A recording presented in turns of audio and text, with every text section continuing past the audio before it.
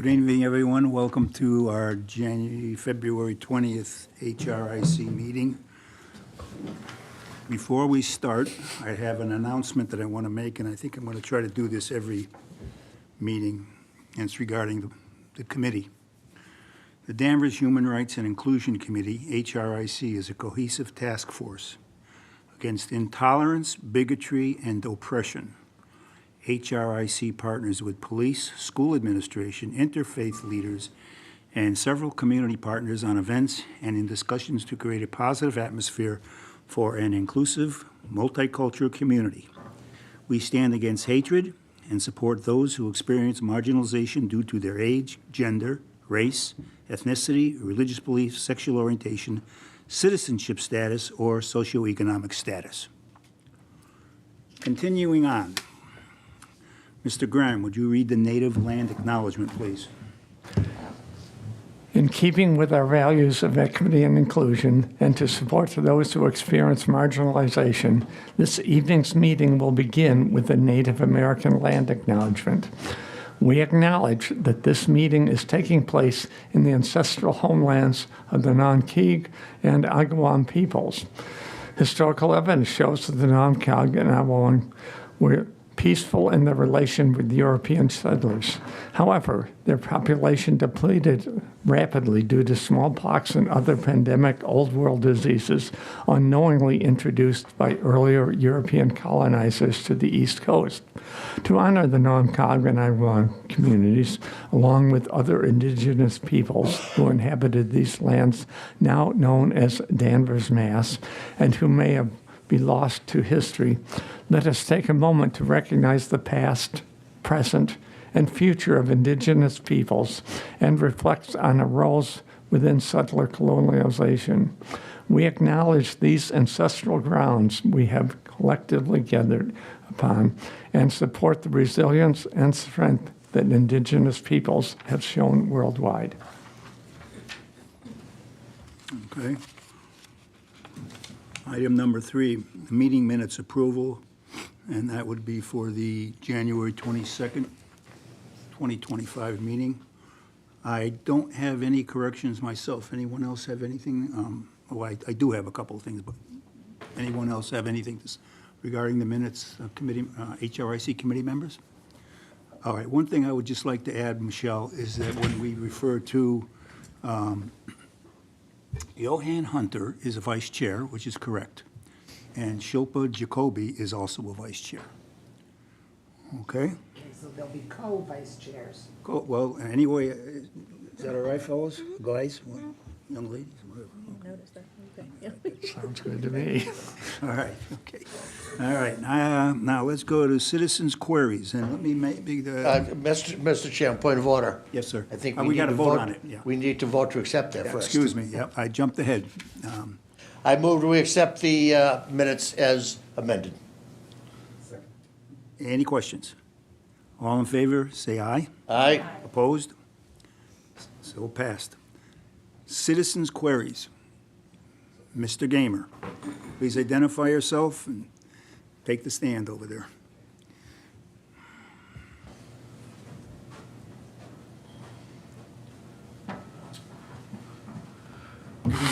Good evening. I'm Bob Gamer, Linda Leonard. I'll start off by saying that in the current political climate, you, as a committee, with your mission of acting against racism, homophobia, anti-Semitism, bigotry, sexism, and tolerance, are a potential target.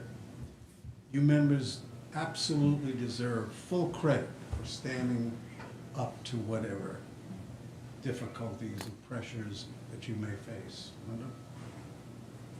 Hi, Bob and I are here to support you and also to ask if there are any, if there's any need for volunteers. Bob's church and I, from Maple Street Church, am putting together a list of potentials that people can volunteer for. So we're asking if you want volunteers, if you need volunteers, and also we're saying we support you 100%. Yes, I'm from the North Shore Unitarian Universalist Church, Danvers. And that, this would also apply to any groups that members can, or congregations can be part of. Thank you. Thank you. Thank you. Thank you. Thank you both. I think there will be times we will be looking for possible volunteers at some of our events especially. Yes, we are. Yeah. And I will get to the events in a minute. Is there anything you can add to that, Pastor Douglas? Yeah, I certainly appreciate both Linda and Bob coming out this evening.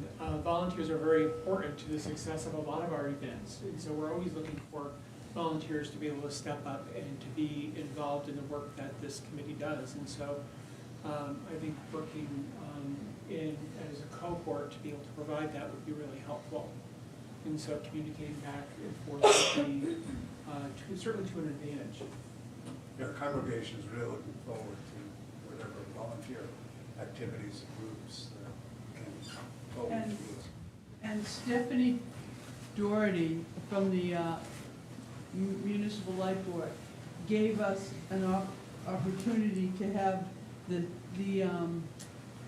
town volunteer system, because you fill out a form for the town. Oh, that's nice. And so she told us about that, and she cued us into how we could do that. So, Thank you, Linda, you're welcome, and thanks for coming. and thank you. Well, Thank you. are there any further citizens' comments?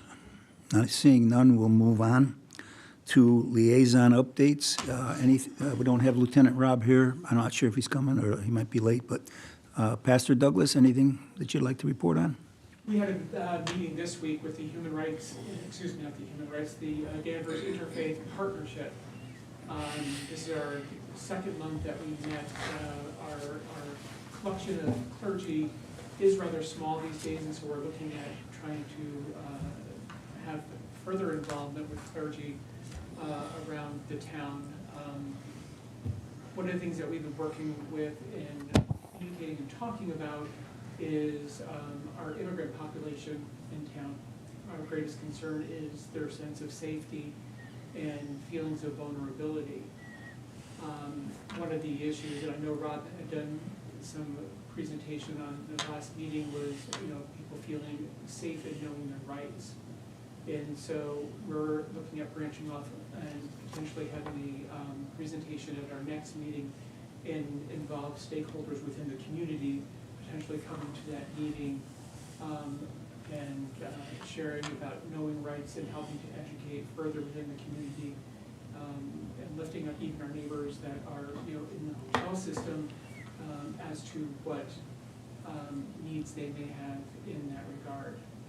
So that's something that we've been working on and working within the folks that are meeting within the faith community. I know that our churches are also doing some talking about those sorts of issues as well as others, but we can further talk about that in a later meeting. Are there any comments at all? Yes. Thank you for sharing that. Do you don't have a date as yet for the Know Your Rights training? We're trying to figure out, first of all, who will be participating in it. Okay. Second, our meetings usually happen on the third Tuesday, so the same week as the Human Rights and Inclusion meeting. Okay. So we're looking at having it in the afternoon on that Tuesday is what we're looking at. Okay. The police department is typically very active with our group. Jamie comes quite frequently. And so we're going to be inviting the police department as stakeholders. And then also hopefully that would be a common ground for other clergy within the community to come and participate in that sort of, that's kind of a universal topic issue that's prevalent for all of us. Yeah. And so, so then also kind of broadening that invitation to other folks, like library staff or other folks that are interested in coming and participating in that sort of conversation.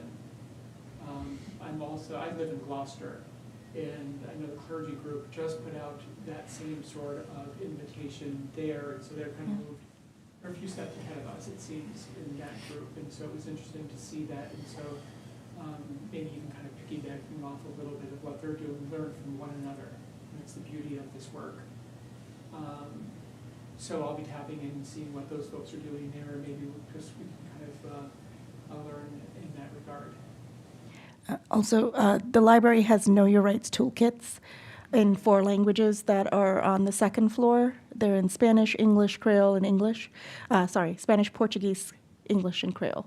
So if anybody wants to come by and pick those up, they can. And if you'd like more toolkits, let me know. Stop by and visit. Yeah. That's a good reason. Yeah. And Mira Coalition is great. I don't know who you've sought out to do the training as yet, but I know they will provide trainings as well. Okay, great. Yeah. I'll be in contact with you. Thanks. Thank you. Anyone? Yeah, I just wanted to mention that I received notification as well that they're giving us training in the Department of Early Education and Care for unfortunate incidents where I guess ICE is trying to enter some of these early education schools and intimidate staff. So we are receiving training on that next week. But in my capacity in my other school, I did receive a message from the Somerville Public Library, and they're doing Know Your Rights training in English, Spanish, Haitian, Creole, Portuguese, and then if you want, they have Cantonese, Mandarin, Nepali, and another language.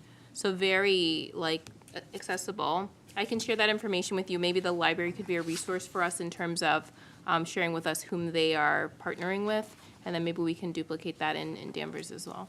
That'd be great, thank you. Anyone else? I'd just like to say just a few words, if I can, about the magnitude of the stress and anxiety and pain that a lot of people in our surrounding communities are feeling. Danvers itself does not have a large concentration, although it does have people that are in the catchment area of ICE and the work that it's doing. And I'm very pleased to hear that our clergy are concerned about this and doing something about it. But I also want to say that in my work that I do in Chelsea and in Lynn, I just hear reports, unfortunately and sadly, about people afraid to go shopping for food for their children. Some people who go to the Market Basket, who have gone to that store for years, have been in those stores recently, and there's just no one there. They're afraid of being arrested or whatever.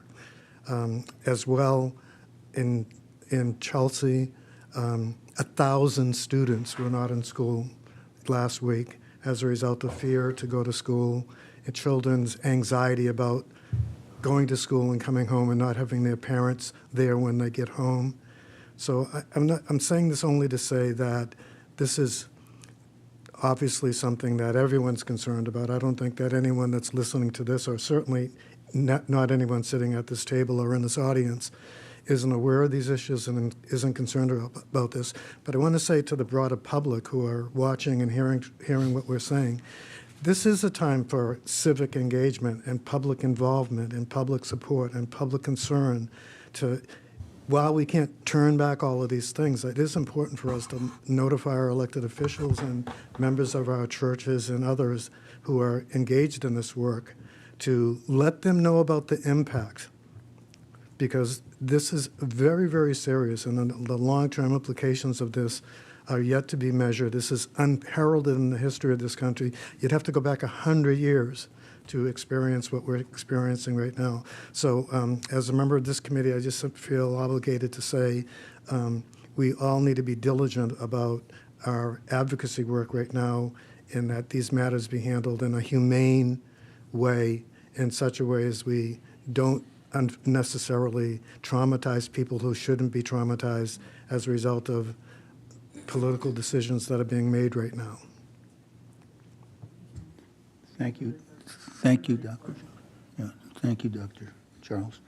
Bill, anybody, anything else? I don't want to leave anybody out. Karen? Yes. I'll just also add additional resources from the work that I do.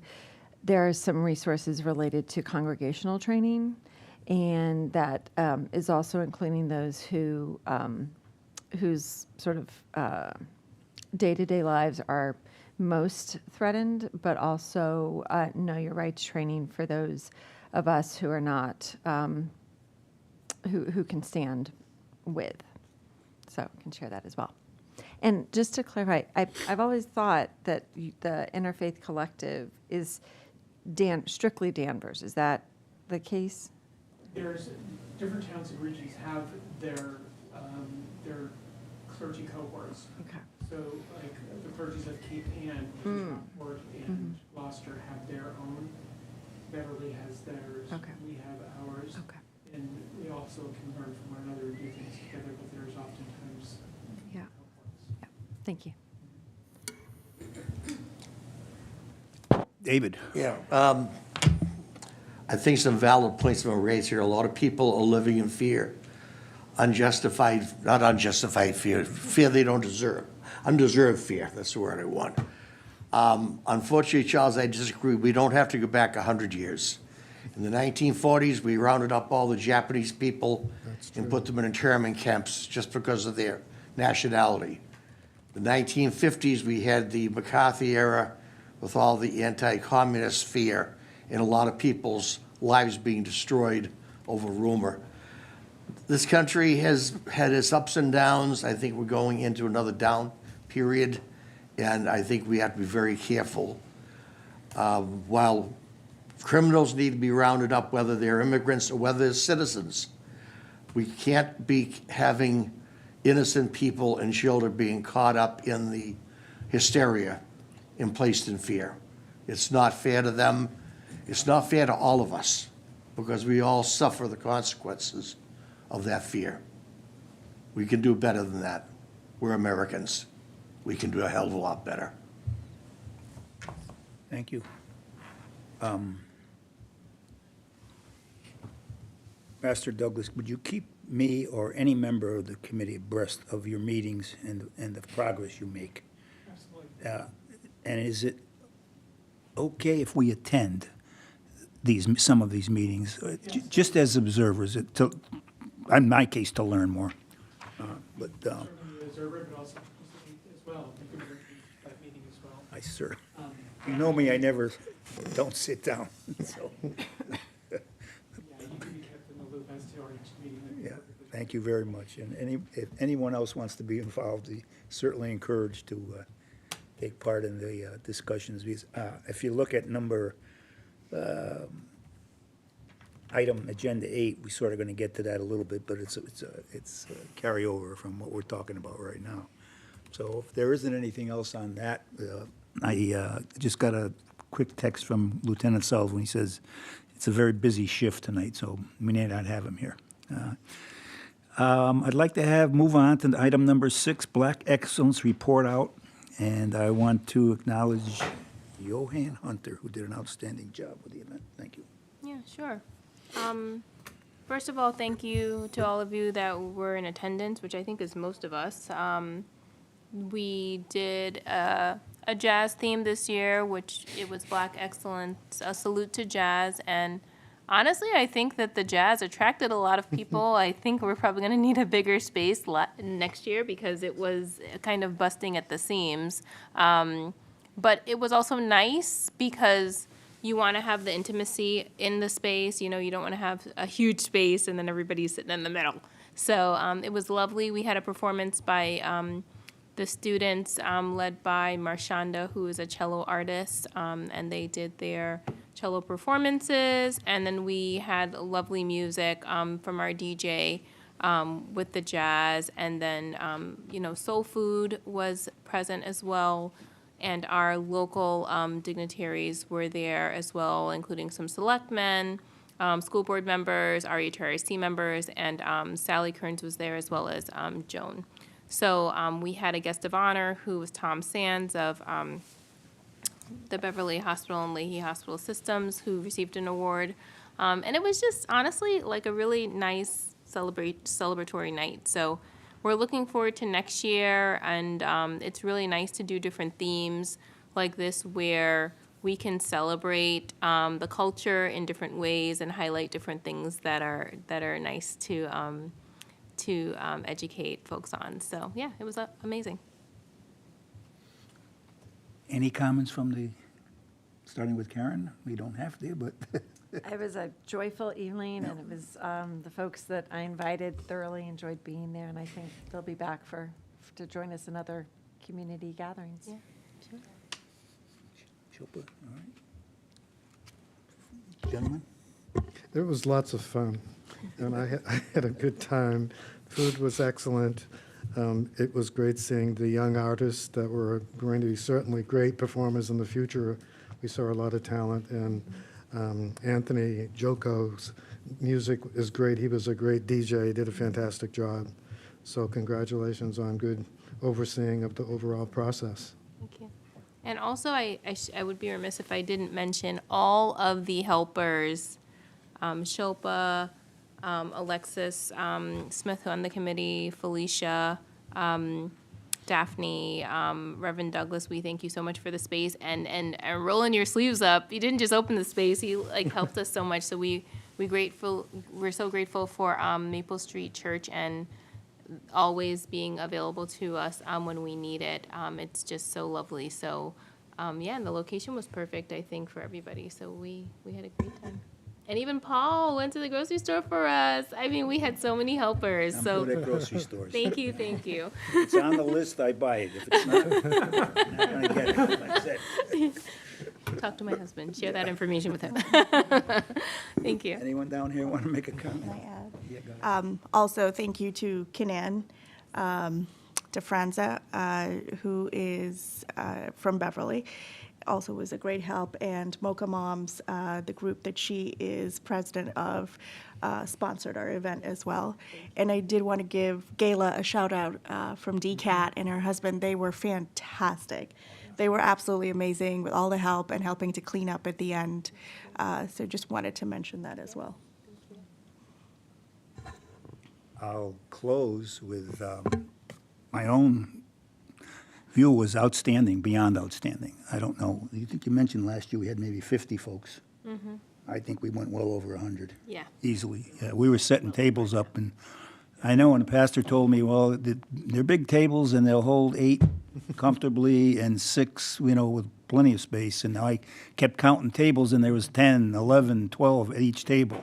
So, plus side tables were filled. So, this is a great event. And as someone mentioned just now, that it opens it up to see what we're doing in other events. So we may, I love the music too. I could just sit there all night and listen to the music. I mean, I'm a Duke Ellington and Count Basie fan from way back. I can actually say that one time I did see Count Basie's band live out in Chicago.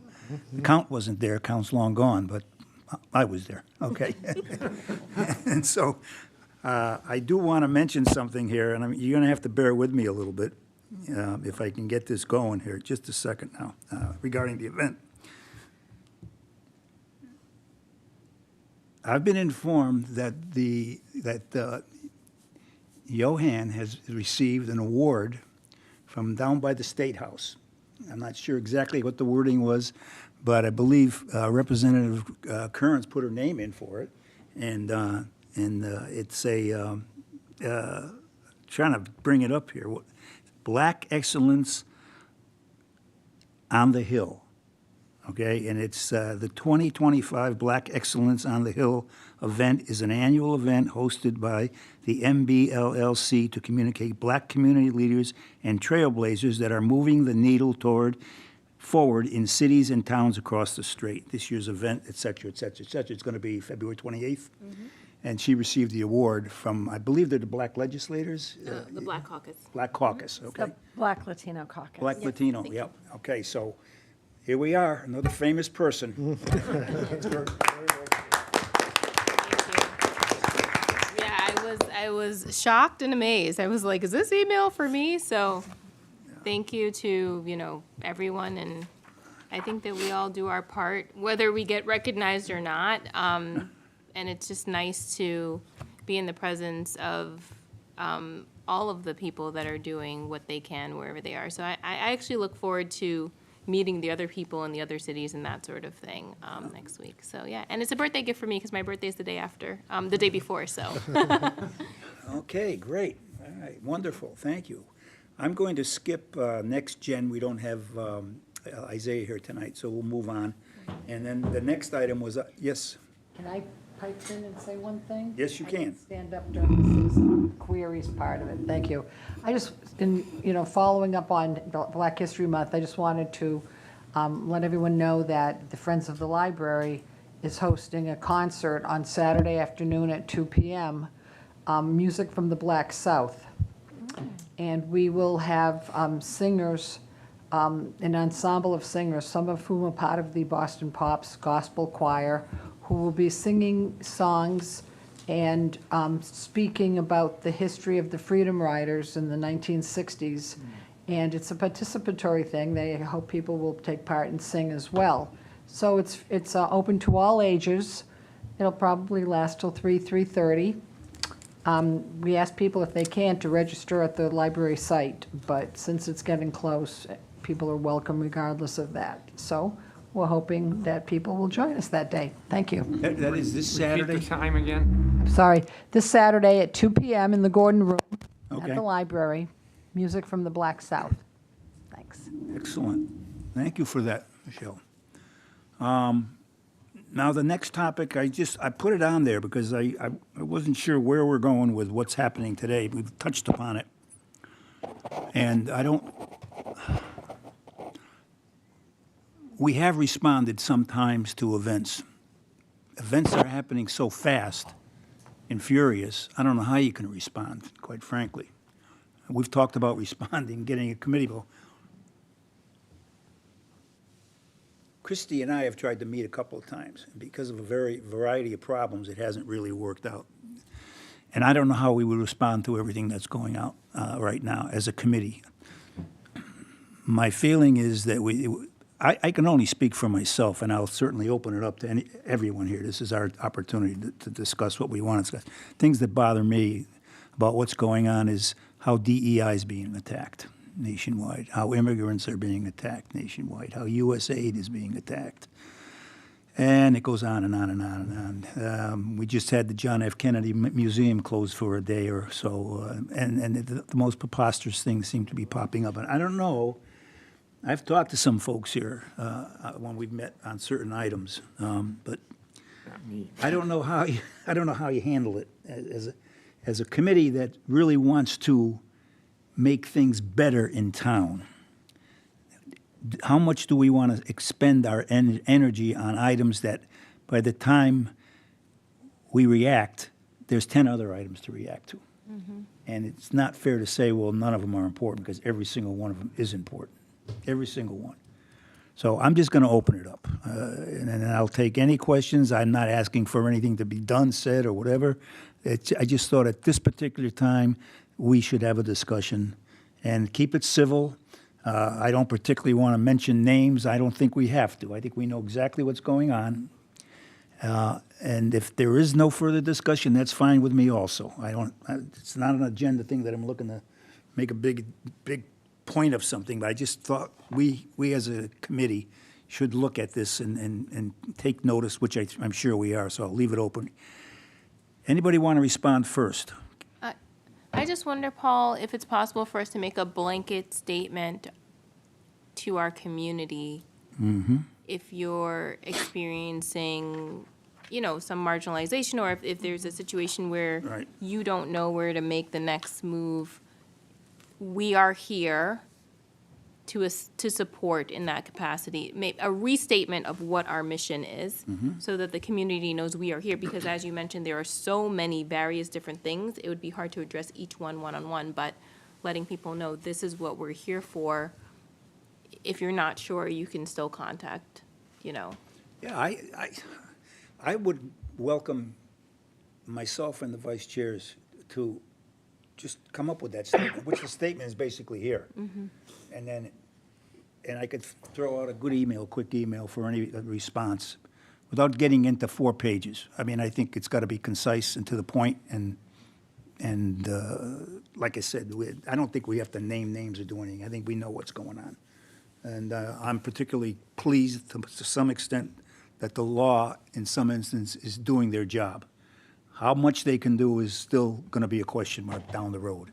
But this is not right, what's going on right now. And I think a response, a blanket statement would. We don't even have to get into the particulars. If we decide we want to, we can. But I don't know. What do you folks think? Please speak up. Karen, anything? Joe? Sure. I do, but Oh, she'll, go but ahead. no. Go ahead. So I really appreciate what you share, Johan. Paul, and I appreciate you bringing this up and the space to have this conversation. What I appreciate particularly about what Johan is suggesting is that it does not take us into the fray of the national chaos, but roots us within the needs within our community to build community, to continue to create a community where people are just not surviving, but they're able to be thriving, and knowing that they are not alone. And so we had a conversation here in the fall, and I think it was before Isaiah was serving on the committee, because I remember he was standing there, and we had this sort of back and forth about roots versus symptoms. And so many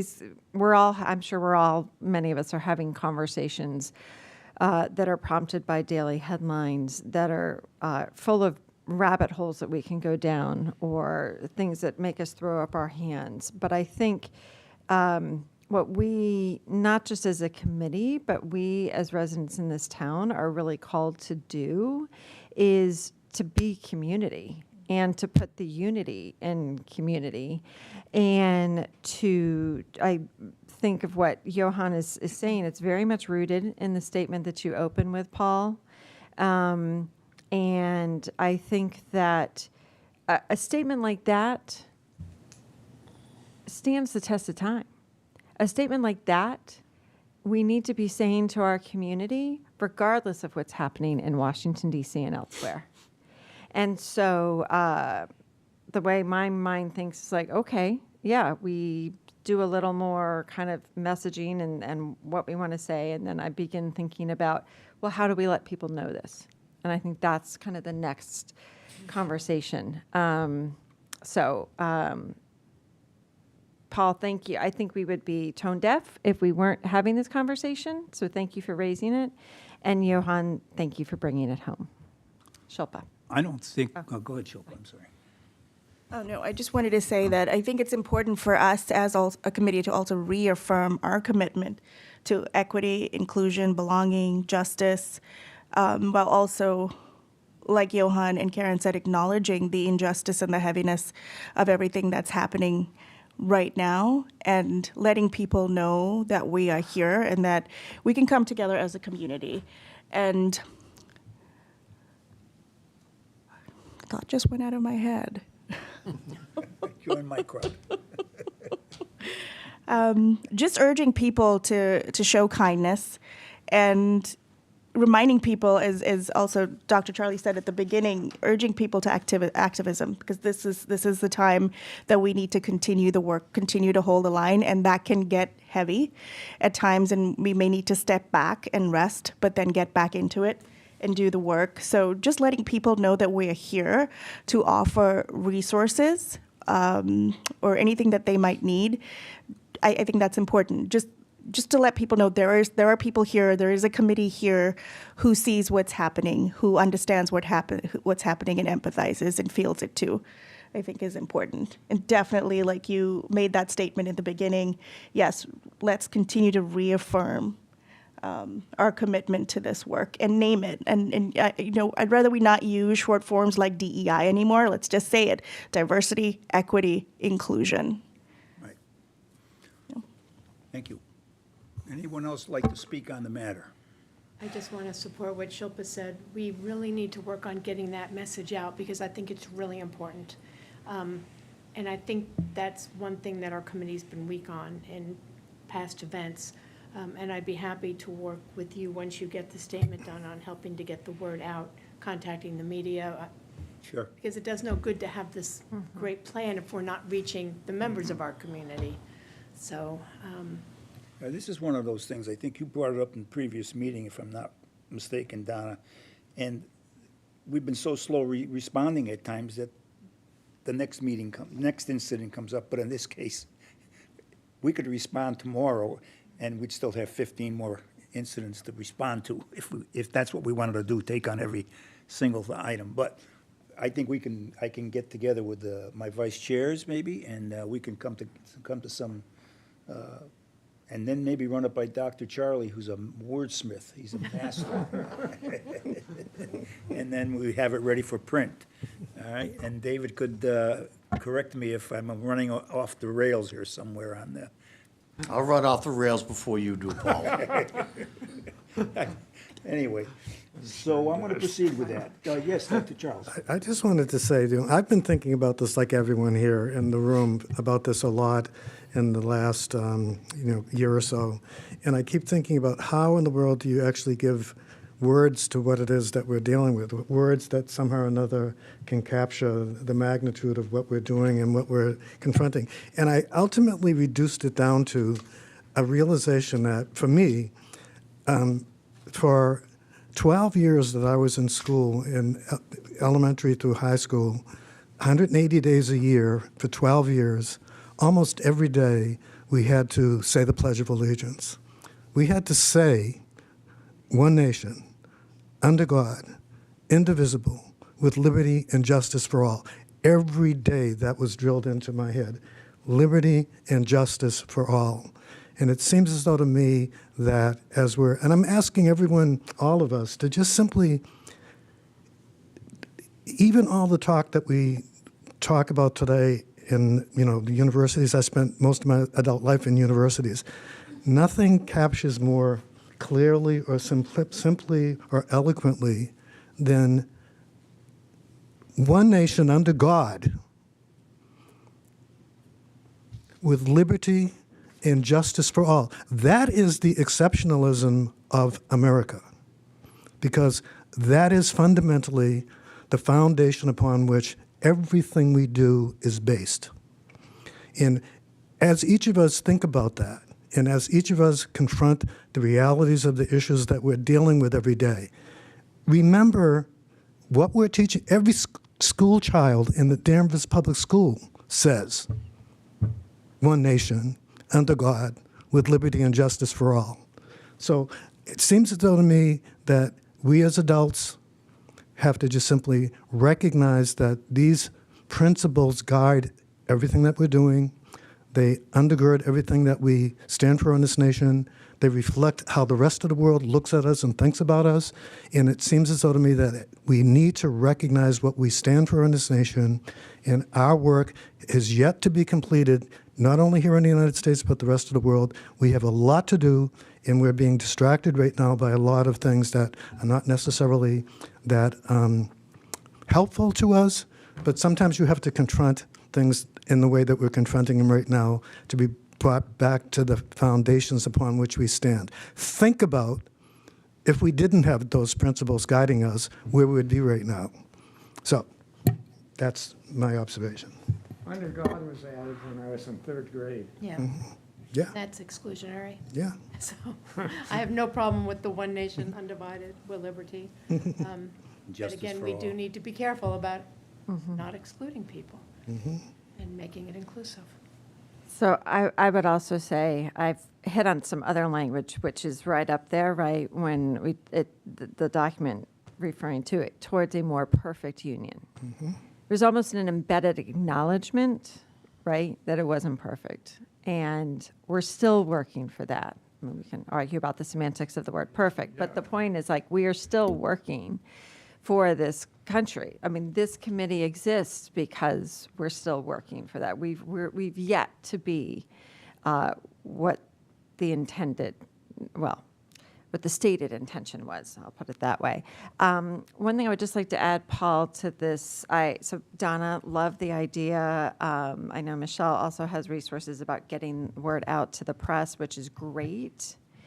And I would suggest that this is language that is so critically needed that it not just be a daily news item, and that we think about ways in which those not in this room tonight are also taking it up and sharing it out.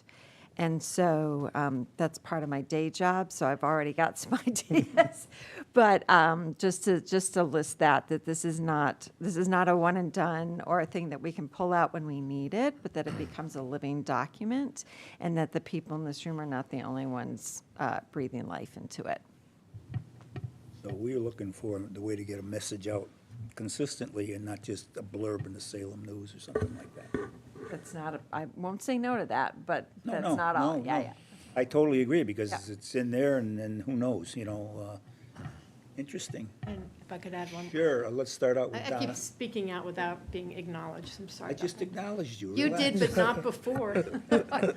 Anyways, on the Danvers, Town of Danvers website, there is a form people can fill out if they've been experiencing marginalization or feeling like they're, Sure. being treated badly. And I think we should remind people that that's there too. The only thing I don't like about that is it is quote-unquote a public document, so I wish there was a way they could maybe forward those to us or put our emails. May I, Mr. Chairman? Sure. So is it the anti-bias that you're talking about? So nobody can see those reports. Jasmine set that up a couple of years ago, and I don't know where those reports are stored. We can definitely ask at HR, but nobody else can view what has been shared. What it says on the website is, please note that all correspondence with the Town of Danvers are public and are subject to public records laws unless an exemption exists.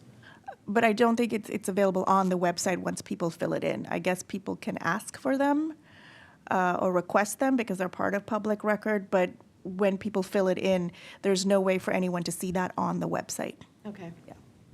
And when people submit information through the form, there's also a space where you can be anonymous. You don't have to give any information. You can just report the incident.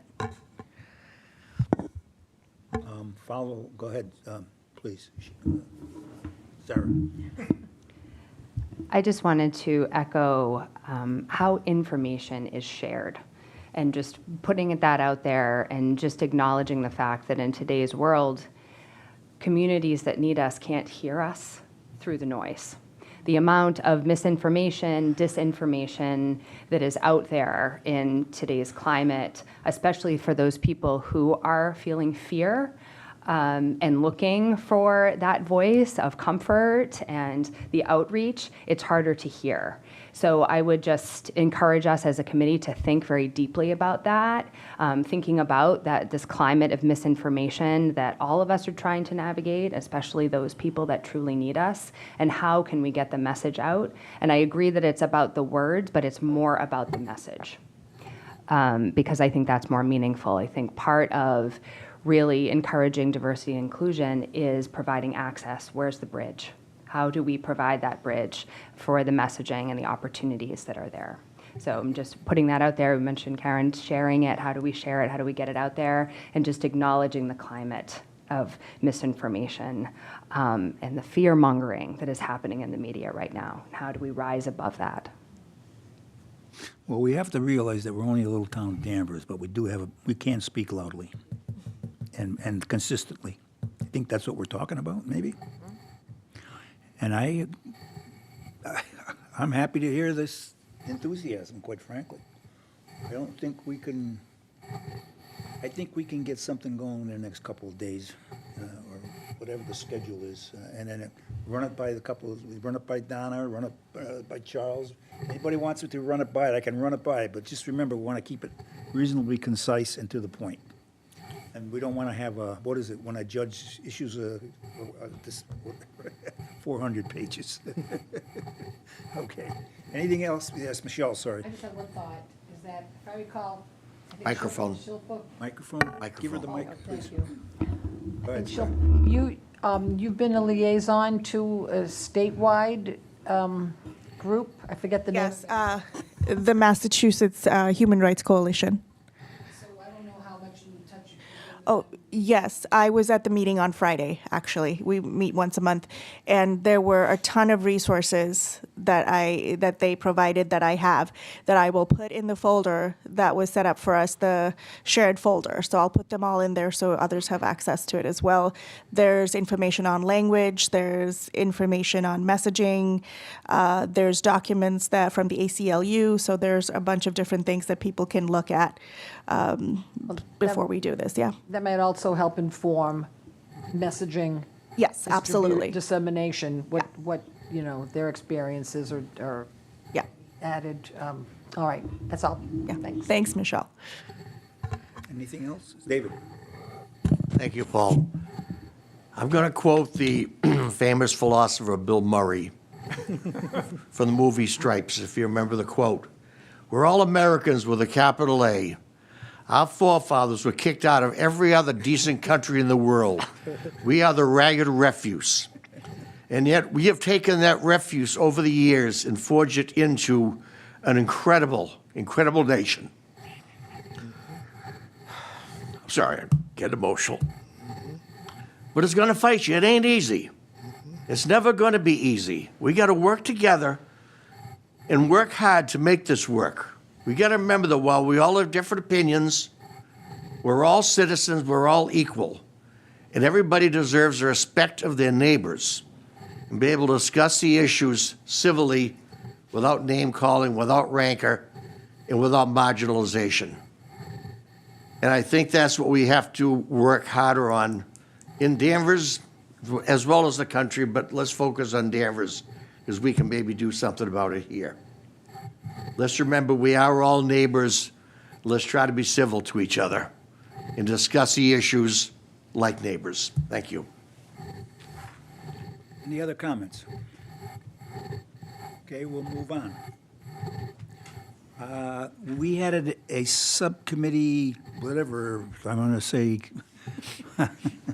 a first organizational meeting with Pastor Douglas and Lieutenant Sullivan and myself and Shilpa, who is our resident authority on Pride. Oh, I'm not. Now, let me And state who- for the record that I am not. And we consider the top consultant. So we come up with some ideas, and I'd like Pastor Douglas to maybe give us an overall briefing on it. Yes, we had an opportunity to meet for a cup of coffee and do some discussing about the upcoming Pride planning event for June. This is our annual event, and it seems like the Pride celebration has grown throughout the years, and it's kind of been a great event for the town of Danvers, and so we're excited to look forward to it. Shilpa led us last year and did an outstanding job, and so Rob this year is going to take the lead. And Shilpa and I are going to be working along with him, and I welcome anyone in the room to join us and volunteer and jump on the committee and help out. We have some other volunteers who already are lining up to help with this event. The way that we're looking at it at this point, the framework that it's taking is that on the first Thursday of June, which traditionally we do flag raising, we're going to be doing the flag raising on that Thursday at the police department. If you had the opportunity to go to the police department last year, they did the flag raising. Rob decorated the front of the police department and did a really special job of making it look outstanding. He had ordered some pizzas and made it really a special event at the police department, kind of beefing up that whole event last year, and it was great. So we're going to go with that theme again this year, except kind of go a little bit more elaborate than we did last year, and make it more celebratory at the police department. And so that's going to be a standalone event on the first Thursday of June. And we're going to stretch that out a little bit more and make that a little bit more of a standalone event, and invite our families to come and kind of share at dinner hour, having pizza and some whatever, some other snacks and treats. And we might even bring some of the games over from the library, because they've got the lawn there. Do some ring toss or whatever in the lawn, and just kind of make it a fun evening for maybe an hour, hour and a half of just see how the community comes out and kind of enjoys that evening on the lawn at the police department, doing the flag raising there. That'll be the first Thursday. What's the ages for the bike race? Excuse me? The ages for the bike race, Bike race.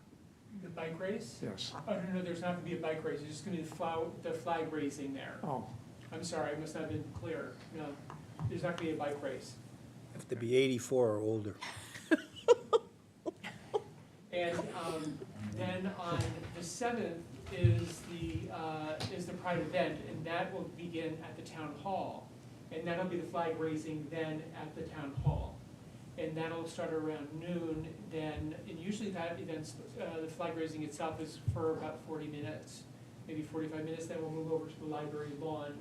And then that event will kick off, and that will be the traditional sort of events with tables and vendors and food truck. Last year we had a pastry shop come and have all kinds of fun pastries. There'll be snacks. We'll have the drag queen story hour. We'll have the basket events where we do those. The raffle. Raffle, not lottery, raffle. So we're doing the raffle. And so there's just a lot of different events. We'll invite some of the choral groups from the high school to come on over, just a lot of different things, some different things from last year. And so, so we're just talking about pulling up some of the events that we've worked on some last year. And so kind of an exciting day. Any thoughts, any comments? I just wanted to know what time the Thursday flag raising and pizza dinner would be. So flag raising, we're looking at noon on that Saturday, sorry, did you say Oh, Friday? the Thursday. The Thursday, we're looking at doing that at like 5:15, and the flag raising itself would probably be over by like 5:30 or so, and so then people are invited to come enjoy dinner and snacks and just be there and enjoy each other's company, probably like an hour afterwards or so. Reverend, I'd happily volunteer for the committee to help out with the events. Appreciate that, Sarah, thank you. You can just let me know whatever you need me to do, I'll be there. Perfect, thank you. And so then what we're doing is, budget-wise, we'll be doing some fundraising. We have a list of different organizations and such that participated last year, other vendors that participated, and so Shilpa has a lot of that information. We'll work with that. So yeah, so we're excited to get this off the ground and get moving on it. You know, time just ticks away so quickly. So if there's any others that want to join in and run in the fun of planning, just let me know. Thank you. Any other questions from the committee? I will be involved with that, so we'll have plenty of representation from the committee. Absolutely. And I learned 2 years ago when I volunteered to keep my mouth closed and just watch Shilpa do her thing. That's amazing. Yeah, it's just something, yeah. Okay. If not, I'm gonna go move on to new business. Anyone have new business they'd like to bring up? I don't know. I don't have anything right now. I was gonna speak about the award that Johan was awarded, the award Johan's was given. I jumped in there when we were talking about the black event, black.